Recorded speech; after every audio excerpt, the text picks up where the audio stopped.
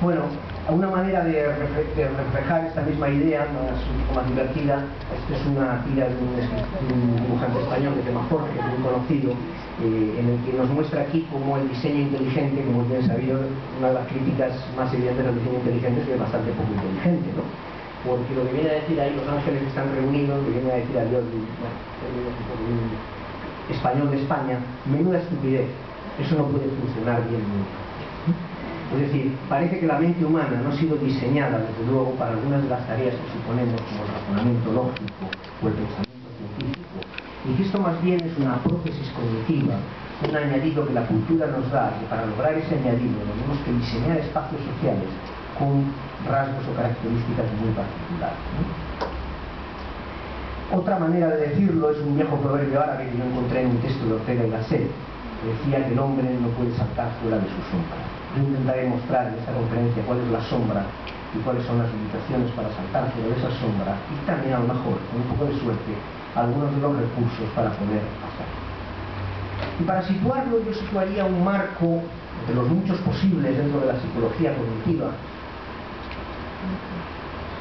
Es el marco que diferencia hoy en día crecientemente entre lo que sería el funcionamiento cognitivo implícito y el funcionamiento cognitivo explícito. Es decir, el hecho de que los seres humanos, las personas, tenemos un conjunto de representaciones de las que no somos conscientes, ¿no?, de naturaleza intuitiva o implícita, previamente o al margen o adicionalmente o paralelamente, ya lo veremos, al conocimiento científico que se nos enseña. Es esto tan conocido, digamos, por la investigación de los últimos años, que sabemos que esa investigación nos ha dado, como los chistes, una buena noticia y una mala noticia. La buena noticia es que todos los niños son físicos intuitivos, químicos intuitivos. La mala noticia es que su física o química intuitiva está en muchos casos en las antípodas de la física o química que les queremos enseñar, y por lo tanto enseñar química no supone tanto, lo vamos a ver, hacernos abandonar esa física intuitiva, esa química intuitiva, como ayudarles a reconstruirla, ¿no? Esas representaciones implícitas, ese conocimiento intuitivo, se nos presenta sobre todo como un conjunto de respuestas, de reacciones del organismo y de la mente a estímulos del ambiente, sin necesidad de que nos hagamos la pregunta correspondiente. Es decir, nosotros no necesitamos preguntarnos cómo caen las cosas para predecir razonablemente bien cómo caen. Y por lo tanto, el conocimiento explícito, el conocimiento científico, el conocimiento formal, va a constituir un sistema de representación diferente del sistema de representación intuitiva. Esto va a ser una de las ideas que yo quiero argumentar. Aprender ciencia no implica simplemente cambiar algunos conceptos, sino cambiar el sistema de representación, el sistema, digamos, el tipo de mapas desde los que vemos modelos, desde los que vemos y leemos el mundo.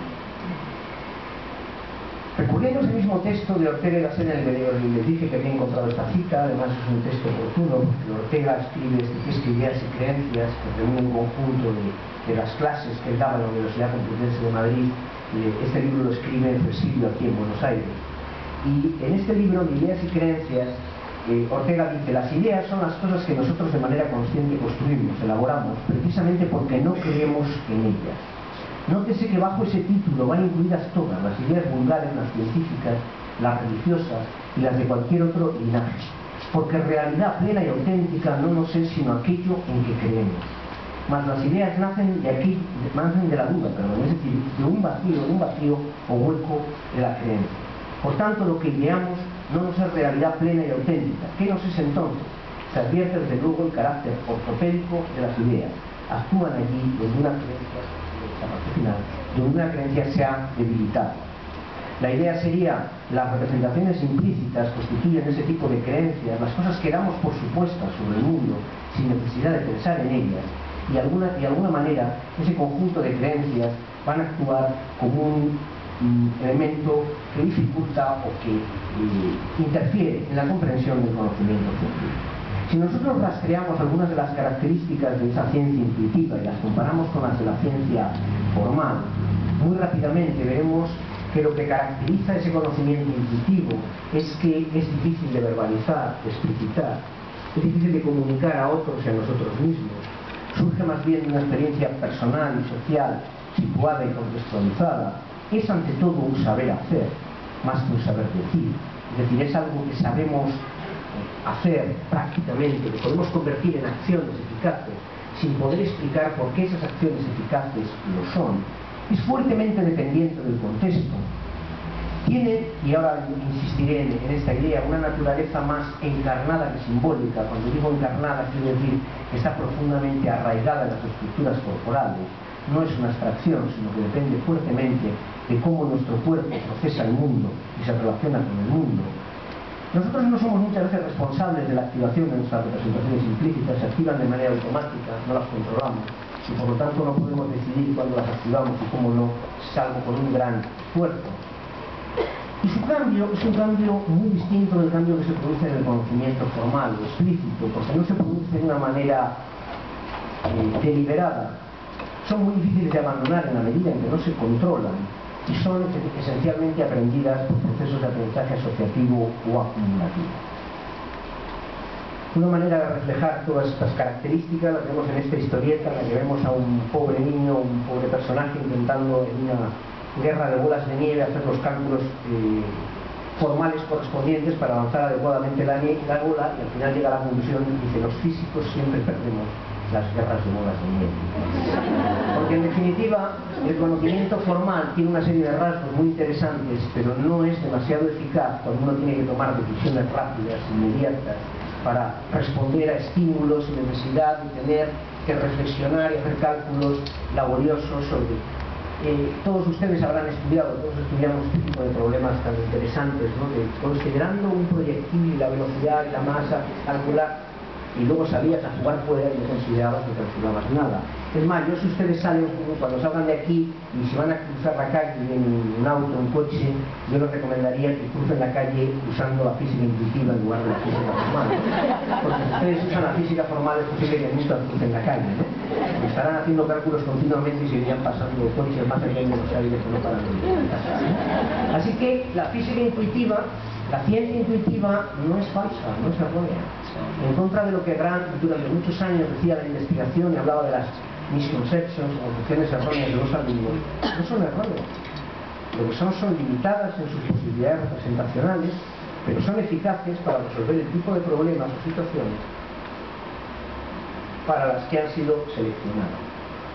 En el caso de la química es conocido que la distinción fundamental en el nivel que yo estoy trabajando aquí, que voy a trabajar, que es el nivel de la química para todos, el nivel de la enseñanza media, de la enseñanza secundaria en España, la distinción sería entre lo que sería la química formal y las representaciones macroscópicas que todos nosotros utilizamos como parte de nuestro acercamiento intuitivo al mundo, ¿no? En el que vemos desde luego la materia como algo continuo. Nos resulta enormemente difícil representarnos el vacío, de hecho es imposible percibir el vacío, obviamente, y necesitamos algún código, sistema de representación que lo haga creíble, al igual que sucedió con el famoso invento del cero, que hace creíble el cero porque tiene sentido dentro de un sistema. Pues igual sucede con el vacío, solo tiene sentido dentro de un sistema de representación, pero no desde una perspectiva macroscópica perspectiva.